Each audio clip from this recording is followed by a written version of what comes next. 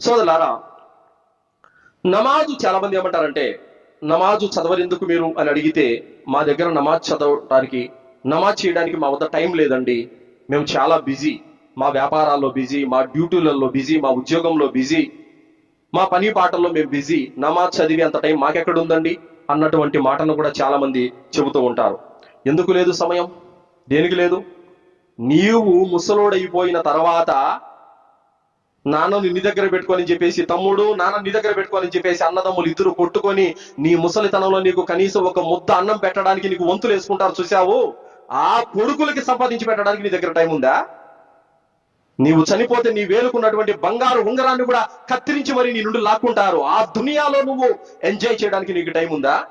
నువ్వు తినడానికి టైం ఉంది, నిద్రపోవడానికి టైం ఉంది, నీ మలమూత్ర విసర్జన కోసం నీకు టైం ఉంది, నీవు శిఖార్లు కొట్టడానికి టైం ఉంది, ప్రయాణాలు చేయడానికి టైం ఉంది, ప్రతి దానికి నీకు టైం ఉంది.